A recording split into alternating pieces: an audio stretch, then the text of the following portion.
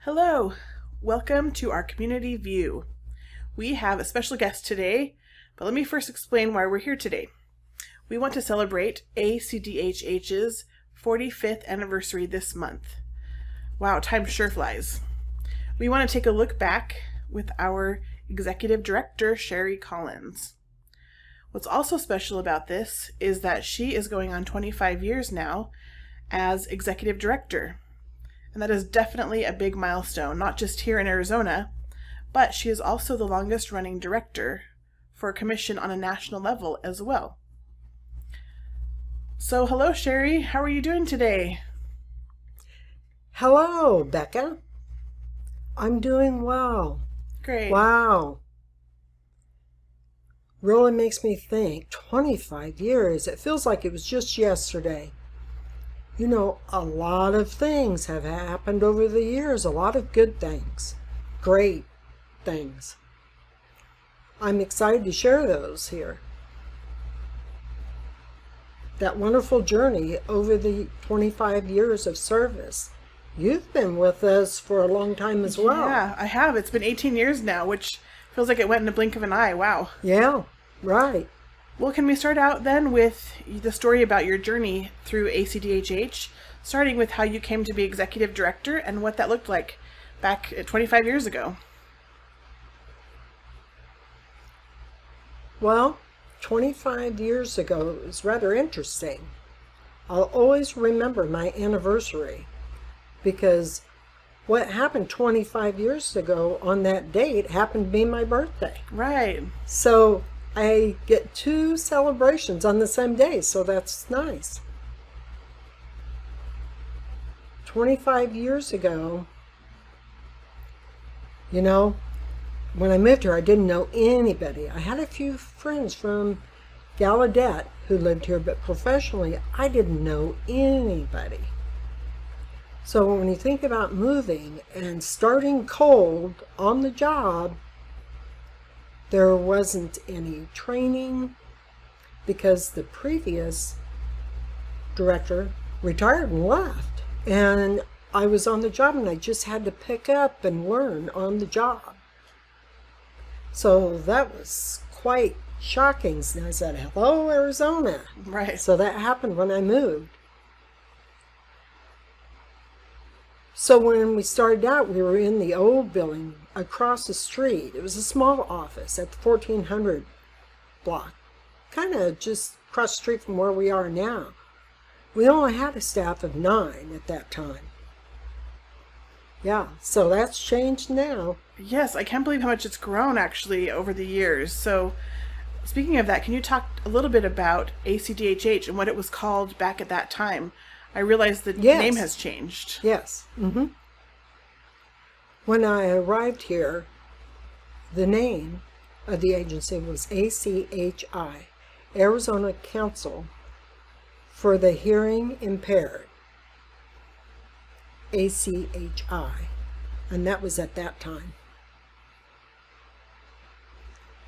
And remember, that was for 1998. The next year, our agency had to go through what they call a sunset review, and that was required that all agency go through the review, and they look at, you know, are you providing the correct services?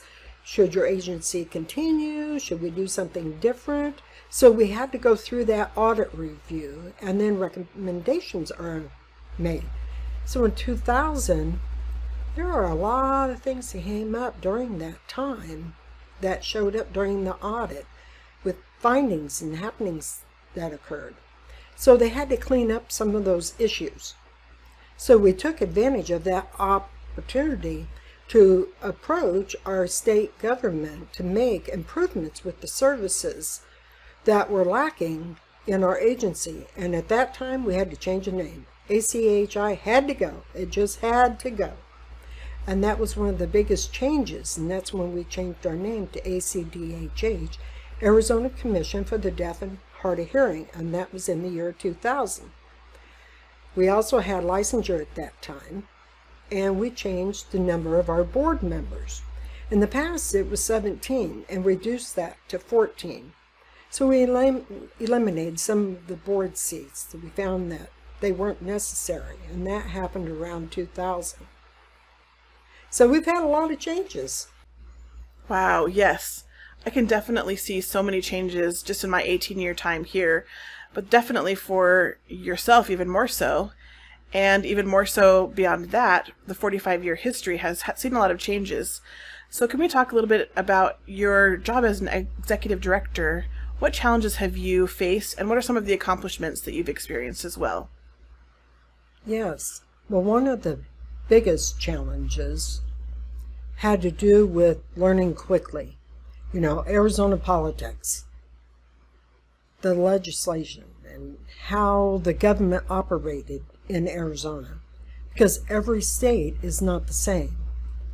So I had to learn each of theirs, how they operated, legislation, the Senate, how they set their meetings, their schedules, their timelines. I had to learn all of that on my own. Wow. Yeah, I'm self-taught.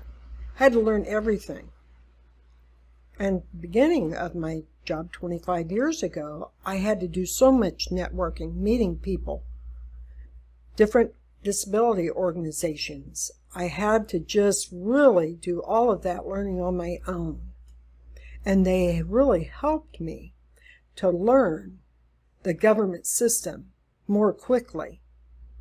If it wasn't for my networking and those meetings during those first 2 years, meeting all of those people in those meetings, many of those organizations wouldn't even know who we were at that time, who was ACDHH. So it was important for them to know our role, and so a lot of educating took place during that time. I was able to get a lot of cooperation and exposure. And so one of the things I had to do was set up a lot of those meetings myself as a deaf individual.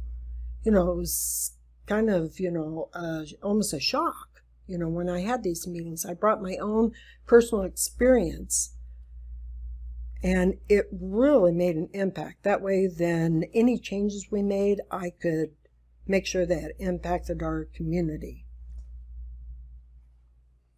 And so in that sense, it really helped us grow over the years. Over the 25 years, we have grown so much. It takes skill to really understand the navigating that needs to happen, the strategizing, with the government and the legislation, how to bring forward any issues and approach those decision makers.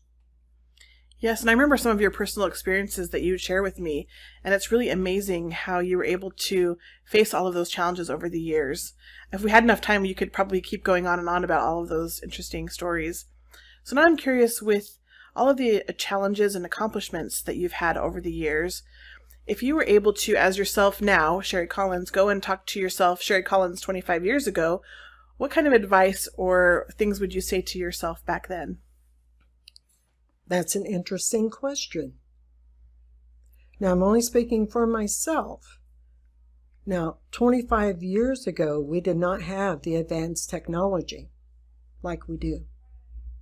The only thing we had at that time was a pager, and numbers would come across the screen. There'd be a code, and you had to know the code, what each code meant. So when you think about that, and the networking and all of the learning I had to learn on the job as a deaf individual, I had to meet people. So I think back, and I think I wish I had had more civic leadership when I was younger. I think that was lacking in the past in the community. There wasn't any civic leadership, and it wasn't discussed, in the family, with your friends. It really depended on your upbringing. So, I'm very passionate, and I know what life is like. And I use my personal experiences, my beliefs, knowing we can do better in the community. Basically, to break those barriers. I have no fear. I am not afraid. Before, I was so nervous, but I was lacking that self-confidence back when I started. I didn't have that foundation 25 years ago, that exposure. And now I'm more confident. I learn, speaking professionally and personally when I look back.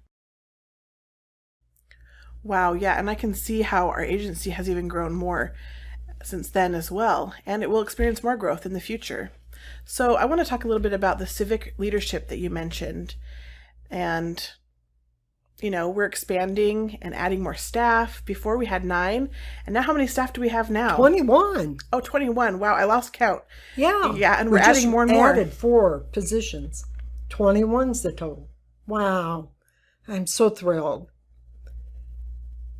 And let me explain about my philosophy as the director over the years.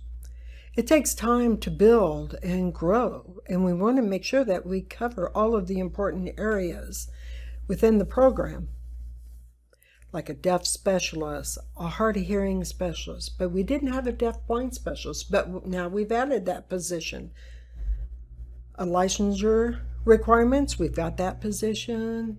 Then infants, family, and youth services, we didn't have any, but we've just added that position. Language acquisition. And now, senior citizens. So if you look at all the groups that we are covering from infancy, we have that support specialist with language acquisition, and then so it starts there and it goes all the way to the end to senior citizens, and now we've added that. So we have covered all of the areas that was in my vision, and that was the only one left, and now we've completed that. So we've got all of those supports in place that tie together. We didn't have a communication team, but now you are part of that communication team. So wow. Wow, yeah.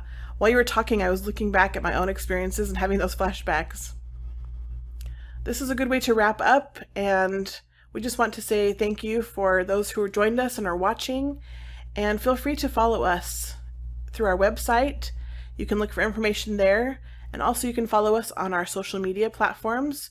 We have Facebook and Instagram and Twitter, and we also have a weekly e-news that goes out that you can keep up with us and our agency and what's going on, any events or changes. And as always, feel free to contact us at any time you have any issues or even ideas of how Arizona can improve services for the deaf, blind, and hard of hearing communities. We're so thankful, Sherri, for your time, and we're really proud of your accomplishments for 25 years. Thank you so much. Always nice chatting with you. Of course. Take care. Bye-bye.